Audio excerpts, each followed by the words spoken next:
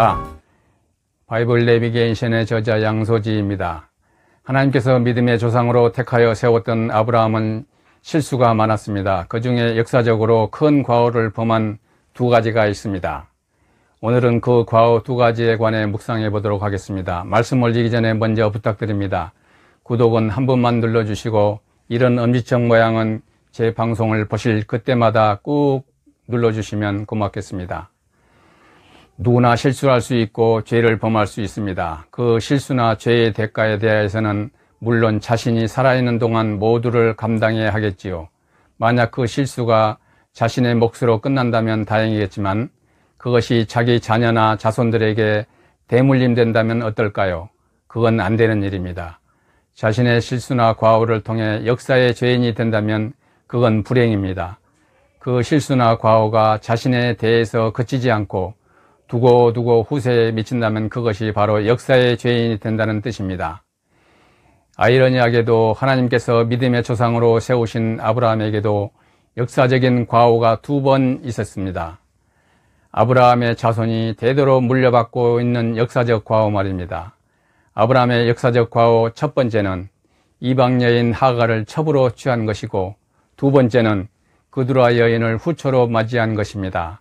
먼저 하갈을 첩으로 맞아들인 과오에 대해 생각해 보겠습니다. 하갈은 아브라함이 애굽으로 피신하였을 때 그곳에서 데려온 여종이었습니다. 창세기 16장 1절 말씀입니다. 아브라함의 아내 사레는 출산하지 못하였고 그에게 한 여종이 있으니 애굽 사람이요 이름은 하갈이라. 아브라함은 기근을 피해 애굽에 내려갔다가 그의 아내 사라가 바로왕의 마음을 사로잡은 일로 많은 재물을 얻어 큰 부자가 되었습니다. 아브라함이 가나안 땅으로 다시 돌아올 때 그는 그 돈으로 종으로 부릴 많은 인력을 사서 데려왔습니다. 하갈은 그 가운데 포함된 여종이었습니다. 약속의 땅으로 돌아온 아브라함은 아내 사라를 위하여 하갈을 몸종으로 붙여줍니다. 사라의 편안한 삶을 위해 내린 아브라함의 아름다운 선물이었던 셈입니다. 그런데 아브라함 부부는 그 하갈을 이용하여 음흉한 모의를 꾸몄습니다. 아브라함이 85살 때, 그러니까 그들이 약속의 땅으로 들어와 정착한 지 꼭 10년 만에 벌어진 일이었습니다. 그들 부부는 하나님께서 주시기로 약속한 자녀가 생겨나지 않고 사라는 나이 75살이 되자 자신의 늙은 몸으로 아들 낳는 일이 불가능할 거란 판단을 하고 아브라함에게 하갈을 첩으로 맞아들일 것을 제안했습니다. 하나님께로부터 직접 약속을 받은 아브라함인지라 이와 같은 아내의 유혹을 단호히 거부했어야 마땅합니다. 그러나 아브라함은 그 유혹에 금방 넘어가 버립니다. 마치 아담이 하와가 건넨 금단의 과실 선악과를 덥석 먹어버리듯 말입니다. 창세기 16장 2절입니다. 사레가 아브라함에게 이르되 여호와께서 내 출산을 허락하지 아니하셨으니 원하건대 내 여종에게로 들어가라. 내가 혹 그로 말미암아 자녀를 얻을까 하노라 하매 아브라함이 사라의 말을 들으니라. 아브라함이 사라의 유혹에 넘어가 버린 그 결과는 어떠했습니까? 아브라함은 흔쾌히 하갈을 첩으로 맞아들였습니다. 아브라함이 첩 하갈과 동침을 하자마자 하갈이 잉태를 해버렸습니다. 아브라함이 약속의 땅으로 들어온 지 10년 만인 85살 때에 하갈과 동침하였고 이듬해인 86살 때 아들 이스마엘을 얻었습니다. 그 이스마엘이 누굽니까? 오늘날 아랍 족속의 조상이 아닙니까? 만약 아브라함이 아내 사라의 유혹을 단호히 뿌리쳤다면 이스마엘과 아랍 족속은 생겨나지 않았을 것입니다. 이렇게 하갈이 이스마엘을 잉태하자 분쟁은 시작되었습니다. 하갈은 그의 여주인 사라를 무시하였고 사라는 하갈을 학대함으로 광야로 도망쳐야 했습니다. 광야에서 하나님의 지시로 하갈은 다시 아브라함에게로 돌아와 이스마엘을 낳았습니다. 그 이스마엘이 자라 14살이 되었을 때 아브라함의 아내 사라도 아들을 낳았습니다. 바로 이삭입니다. 14살 위의 형인 이스마엘은 이복동생 이삭을 성희롱했습니다.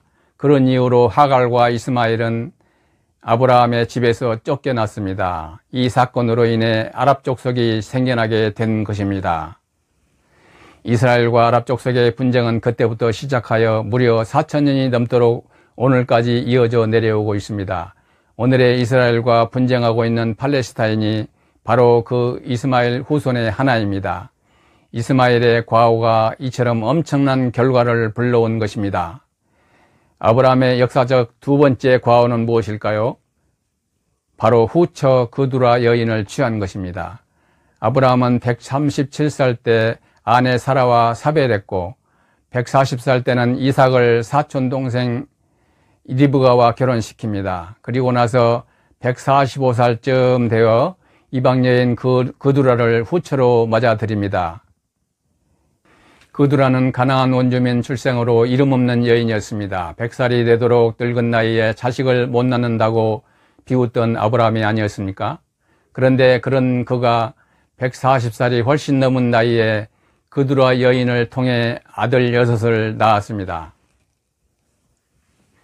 창세기 25장 1절 2절입니다. 아브라함이 후처를 맞이하였으니 그의 이름은 그두라라.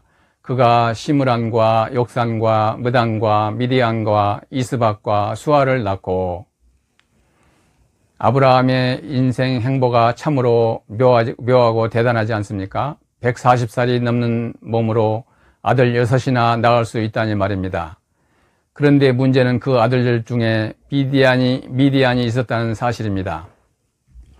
미디안의 후손들은 유목생활을 하며 홍해바다 건너 동쪽 땅 아라비아 반도의 서쪽 지역에 정착하여 베두인이라는 이름으로 오늘까지 명맥을 이어오고 있습니다.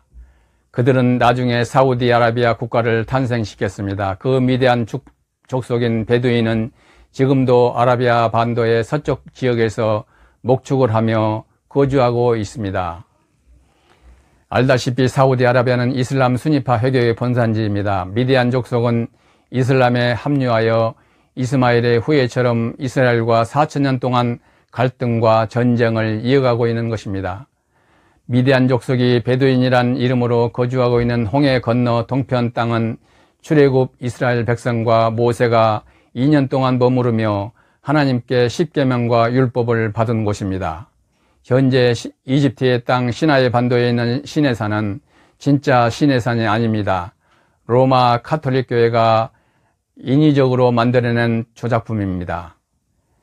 진짜 시내산은 홍해 건너 동편에 있죠.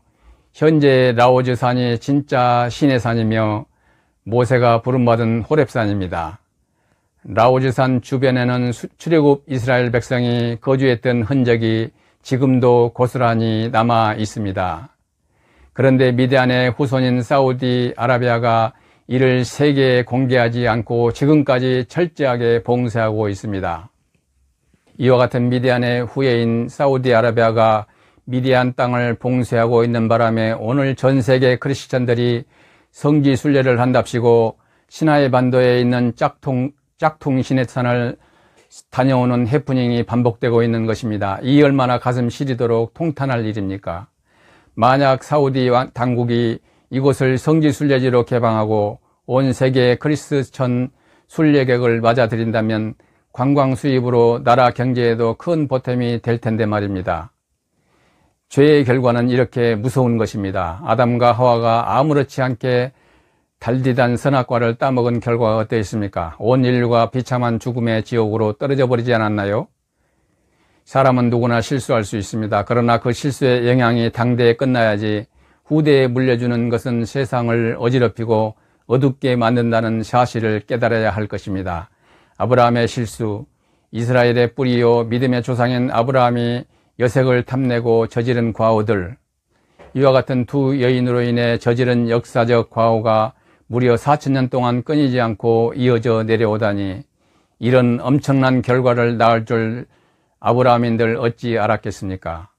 참으로 두렵고 놀라운 역사적 사실을 우리는 지금 눈으로 보고 있는 것입니다. 오늘 말씀은 여기서 마치겠습니다. 감사합니다.